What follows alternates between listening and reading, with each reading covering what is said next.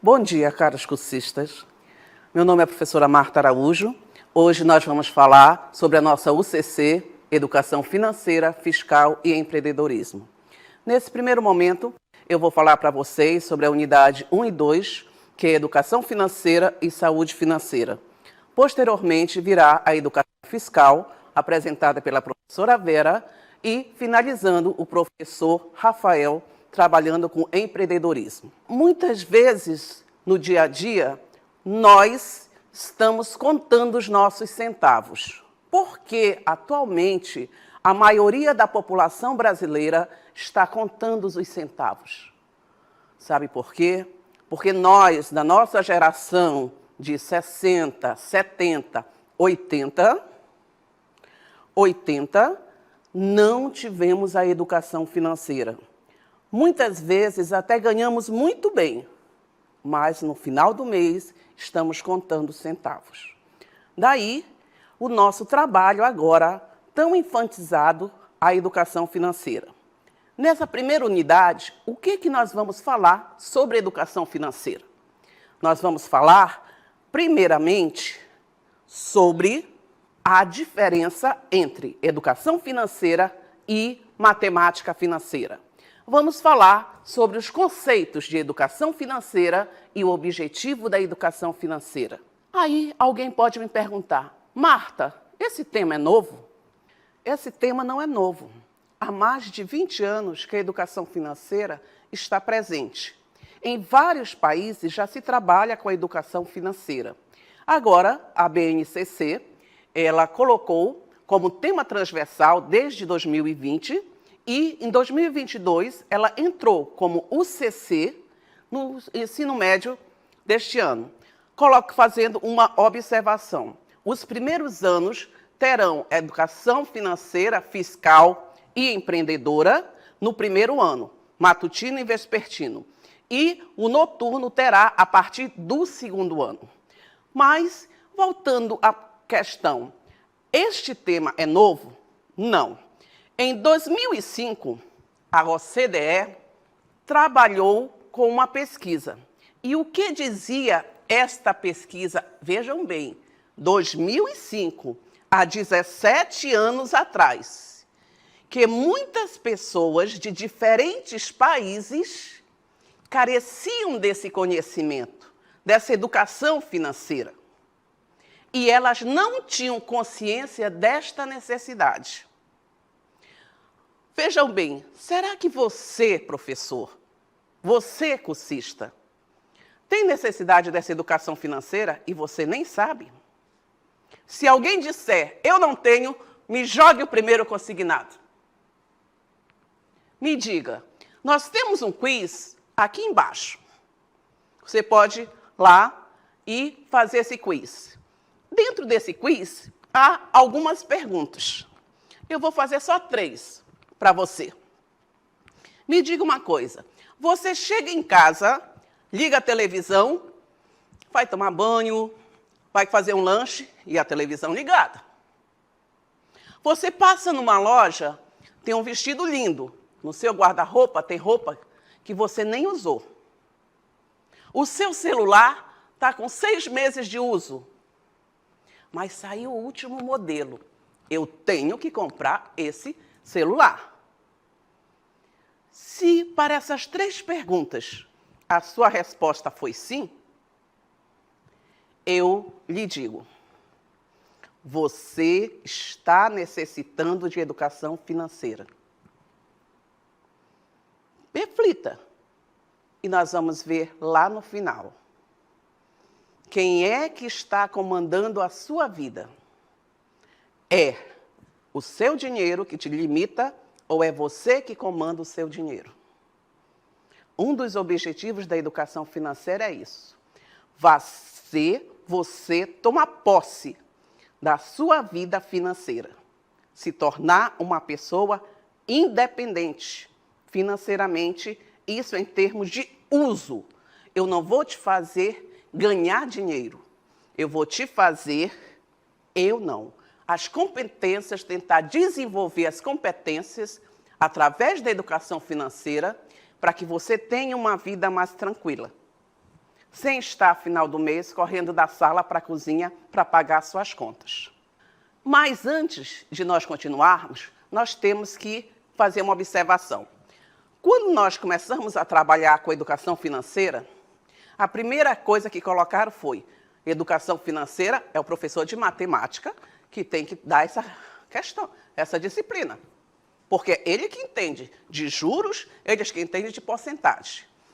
Nós temos que fazer uma diferença.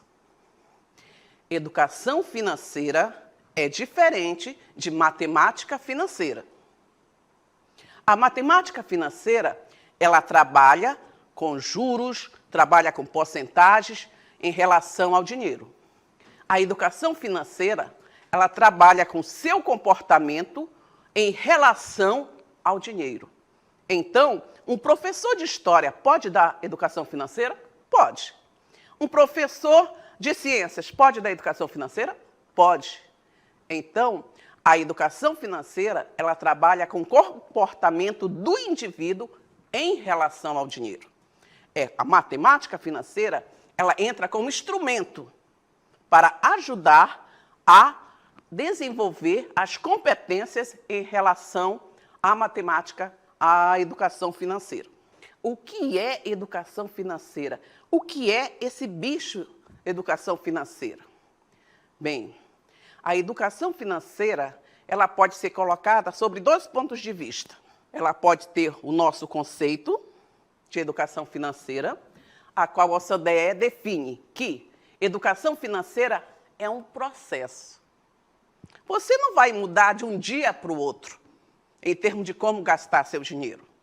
Você vai ter que tomar uma decisão e esse processo vai te tornar consciente e bem informado a respeito das finanças. Você vai ter que saber como é que estão os juros nesse país. Por que eu tenho que saber como estão os juros? Porque quando eu for fazer uma compra, eu tenho que perceber, será que é mais lucro para mim eu comprar a prazo ou comprar à vista? É um ponto que nós vamos ver lá na frente, essa colocação de a prazo e à vista. Então, a educação financeira ela se dá através de um processo. E este processo é de um dia para o outro? Não. Esse processo é lento. Por isso que nós queremos que a educação financeira ela seja trabalhado desde lá, do jardim da infância, até o 3º ano do ensino médio. Porque quanto mais cedo nós começarmos a trabalharmos nossos alunos, mais cedo nós teremos cidadãos conscientes. Porque, veja bem, a educação financeira ela não se limita só ao dinheiro. A educação financeira ela trabalha todo indivíduo dentro da sociedade e do meio ambiente. Meio ambiente, Marta? Meio ambiente, sim. Sociedade, Marta? Sim. Sociedade, sim. Veja bem, se eu tenho na minha casa uma torneira pingando, estragando água, essa água, nós temos um volume ilimitado no nosso mundo? Não. Quando eu conserto aquela água que para de pingar na minha casa, eu estou favorecendo também o meio ambiente. Não só financeiramente, como também deixando de estragar essa água, que no futuro pode faltar. Então, a educação financeira, ela não se limita só ao dinheiro, mas se limita ao comportamento do indivíduo perante essa sociedade. Bem, passando aqui do nosso conceito, nós vamos da educação financeira na escola. Por que essa importância da educação financeira na escola? Foi feita uma pesquisa, e essa pesquisa constatou que quando nossos alunos saem do ensino médio, ou quando eles entram no mercado formal, de carteira assinada, esses nossos alunos já estão com o nome no Serasa, já estão como inadimplentes. Imagine, ainda nem entraram no mercado formal de trabalho e eles já estão com o nome no Serasa. Por quê? Exatamente isso. Eu estou gastando mais do que eu recebo. Eu estou indo além daquilo que eu tenho. Muitas vezes, o que acontece? Nós tivemos aqui uma fofoca do Fundef. Tinha gente que já estava comprando iate pelo Fundef. E nem se sabe se ele vai sair. 600 mil de Fundef. Meu Deus! Será que esse Fundef não vem como R$2? E eu já comprei um iate? Quer dizer, dentro da educação financeira, nós temos esse trabalho crítico de não contar com aquilo que está no futuro. Eu tenho que contar com aquilo que está no presente, no real. Educação financeira, objetivo. É informar, formar e orientar. Por que eu friso aqui o formar? Informar, formar e orientar. Porque quando eu formo, fica. Que às vezes eu informo, entra por um ouvido, sai pelo outro. Quando eu oriento, a mesma coisa. Mas quando eu formo, fixa aquela colocação, aquela orientação. Por isso que o objetivo da educação financeira tem esses 3 pontos: informar, formar e orientar. Passando para a próxima cartela, nós temos 4 pontos aqui destacados: o ganhar, economizar, poupar e investir. Por que o ganhar está em vermelho? Muitos de vocês vão me dizer: Marta, mas eu pago no final do mês todas as minhas contas. Aí eu pergunto: quanto é que sobra para o seu lazer no final do mês, se você paga todas as suas contas? Se houve saldo, ótimo. Mas o outro vai dizer: mas eu trabalho de segunda a sexta, sábado eu dou aula particular e domingo eu dou aula pela internet. Eu trabalho de domingo a domingo e eu pago minhas contas. Perceba, você trabalha de domingo a domingo, paga suas contas. Sim. E aí? E a sua vida? Você está trabalhando todo o tempo para pagar suas contas. E depois? O que sobra do seu trabalho, além do seu trabalho? Nada.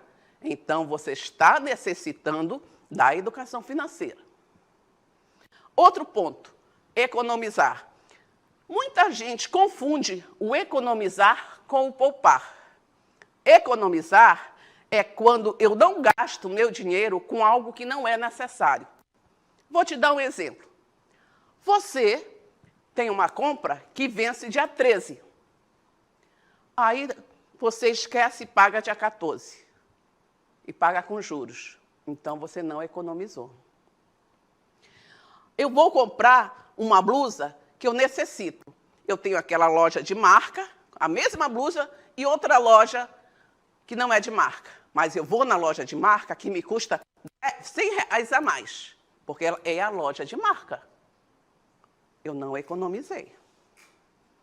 Mas digamos que eu tenha um tênis e se eu comprar esse tênis amanhã, que vai estar na promoção, hoje o tênis está R$100, amanhã ele está 80. Se eu compro o tênis amanhã a 80, aí eu economizei. Eu economizei R$20. Então, economizar é não gastar com aquilo que eu não preciso. E o que é o poupar, Marta? O poupar é quando eu pago todas as minhas dívidas e sobra um dinheiro para eu guardar. Isso não é o investir, Marta? Não. O investir, eu tinha um amigo que dizia que o investir é quando o dinheiro dá cria. Exatamente isso. O investir é quando eu aplico meu dinheiro e ele me dá mais. Eu aplico R$100 em ações, pode ser, e ela me dá R$10. Então, eu tive um investimento. O meu dinheiro deu cria. Então, é muito importante que eu saiba essas diferenças. O economizar, o poupar e o investir. Esse filme aí, nós não vamos passar. Nós só vamos dizer para você, como professor, quando você for trabalhar educação financeira, é muito interessante. Você encontra no YouTube, é só colocar, E ele vai te falar exatamente sobre isso: o planejar, o poupar, o consumir e o investir. Não é um filme demorado, é um filme bem explicadinho e que prende a atenção dos alunos.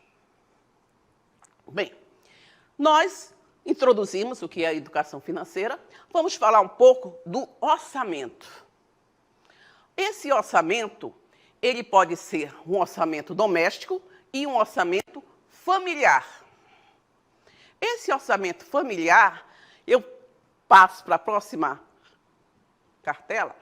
Esse orçamento familiar, ele é uma ferramenta. É uma ferramenta que faz contribuir para nós realizarmos sonhos. Como é que eu faço isso? Simplesmente, eu tenho que ter um diagnóstico financeiro e um controle financeiro. O que é esse diagnóstico financeiro? O diagnóstico financeiro, eu vou fazer uma análise das minhas receitas e das minhas despesas. E, a partir dele, eu posso fazer um controle financeiro. Esse controle financeiro faz com que eu veja aonde eu estou desperdiçando para que eu economize e, lá no final, eu consiga atingir o meu objetivo, que é o meu sonho. Então, toda vez que eu quiser fazer algo, primeiro eu tenho que fazer um diagnóstico financeiro para trabalhar o meu controle financeiro. Passando para a nossa próxima cartela, nós temos aqui uma imagem: planejar, poupar, aprender.